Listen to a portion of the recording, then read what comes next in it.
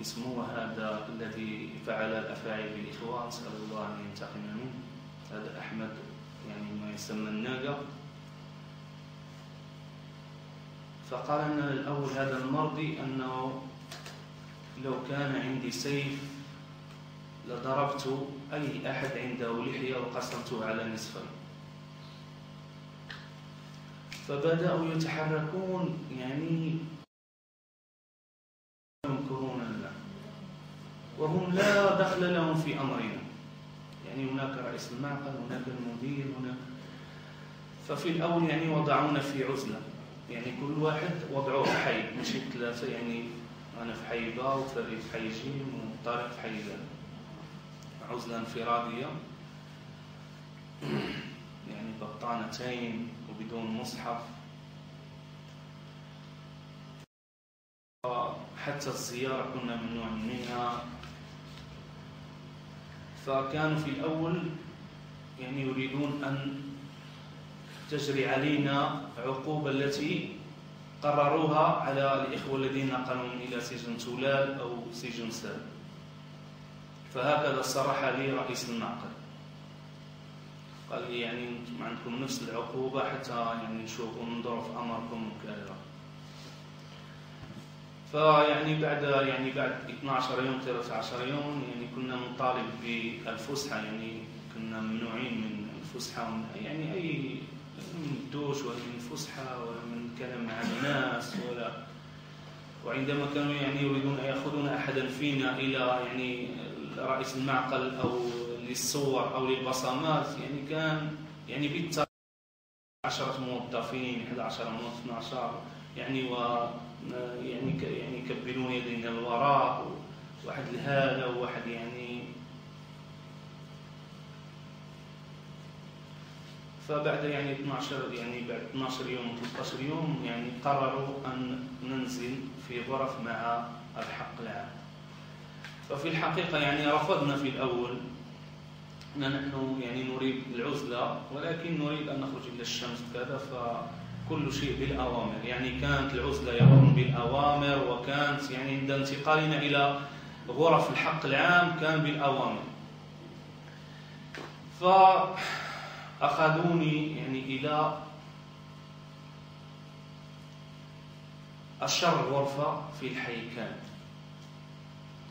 حيث يوجد فيها عنصرين أو 3 يعني هما وضعهم عيون علي، يعني في كلامي في تصرفاتي، يعني ممنوع من الهاتف،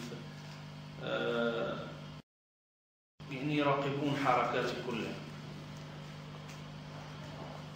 فالغرفة يعني هي 6 أمتار، يعني 6 متر على 3،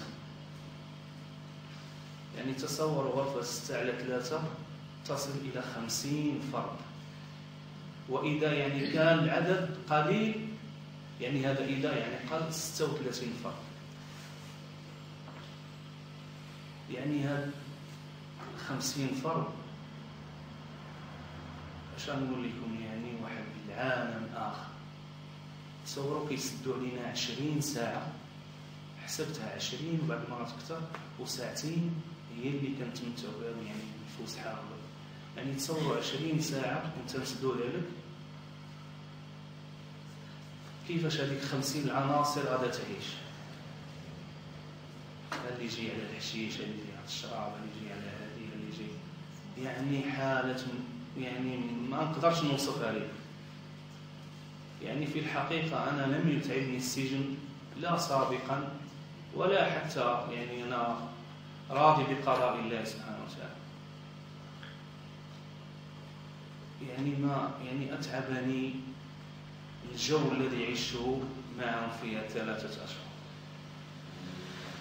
يعني يوميا الصراعات، يوميا المعارك، يعني نقوم ونصحى ونأكل على السب والشتم وعلى يعني المخدرات يعني جميع أنواع المخدرات موجودة، جميع أنواع المخدرات. يعني فيهم من يفضل أن يعيش في السجن أفضل له من الخارج، لأنه هو يستعمل تلك المخدرات وهو مطمئن ومرتاح البال. والغريب وأكثر من هذا أن بعض الموظفين هم الذين يأتون بهذه المخدرات، وهذه حقيقة يعرفها جميع. وحتى يعني سجناء الحق العام هم 3 طبقات. طبقة يعني غنية كما، فهي طبقة تتمتع بجميع وأكثر من حقوقها، وكتوجد عندها كل شيء، والغرف يعني ما فيهاش الاكتظاظ. وهذا يعني كيكون يعني لو بغيتي تمشي لهذاك المكان خصك تعطي مبلغ 2000 أو 3000 درهم زيادة على أنك شهريا كتعطي واحد المبلغ كتوفر على الهاتف. هناك طبقة متوسطة أقل من هذه، يعني حتى هي كتعطي مبلغ يعني كيكون فيها الناس يعني شوية مسنين. وفي الطبقة يعني طبقة كما يقولون هما يعني فقيرة أو يعني في الإجرام وكثير، فهي التي كنا معنا فيها الاكتظاظ، الطوام يعني ولا حول ولا قوة إلا بالله. فحتى الحق العام يعانون، لا أكل يعني حتى الأكل اللي كيجيبوه تعطيه الحيوان ترفضه، الحيوان اللي عطيتيه ليها ترفض، لا معاملة. أول شيء يعني أنا التجربة اللي اختها لي الأخيرة، أول ناس خصهم الإدماج هما السجانين، أول ناس خصهم الأخلاق هما السجانين، باش ننظروا ندمجوا المسجون ونحسنوا لي أخلاقهم، لأن المواصفات اللي في السجان هي اللي كتكون سلبية على المسجون. يعني لما يأتي يعني السجان يأخذ يعني للسجين عندما يعني تأتي الزيارة تأتي إلى الحي، فالسجان يعني هما كيقلبوا أي حاجة عجباته كياخذها بلا إذن بلا هادي بلا حتى شي حاجة، كياخذها لهذاك المسجون.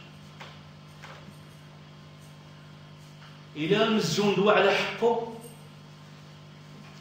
ولا تكلم على شي حاجة ماشي معقولة، كتجي واحد الفرقة معروفة عند المسجونين سميتها لاباك.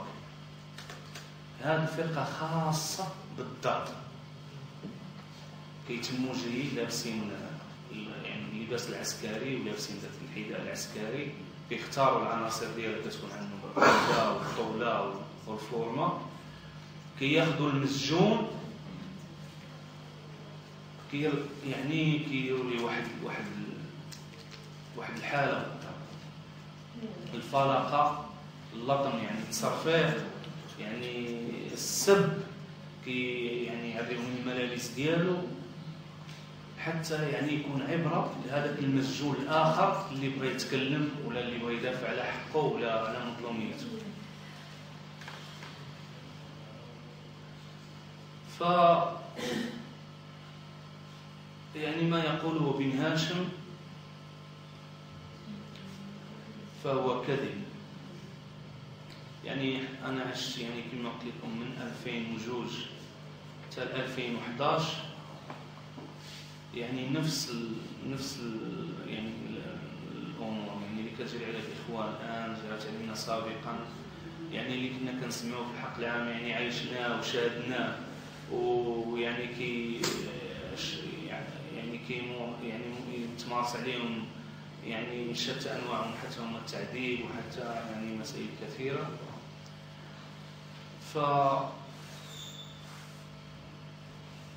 نتمنى يعني من قلبنا الخالص باش كثير من الأمور تتغير. الإخوان احنا كنطالبوا، الإخوان ديالنا كنطالبوا بالإفراج العاجل القريب، لأن دائما نقول أنهم مظلومين والمظلومية ديالهم يعني أصبحت يعني واضحة، ورعينا من الوعود الكاذبة. راعيين من الوعود الكاذبة. فلهذا نطالب من بيده القرار أو من بيدهم القرار أن يفرجوا على إخوانهم وأن يطلقوا سراحا. ويعني أستسمح على الإطالة، أستغفر الله لكم، غفور رحيم، وآخر دعوانا الحمد لله، والسلام عليكم.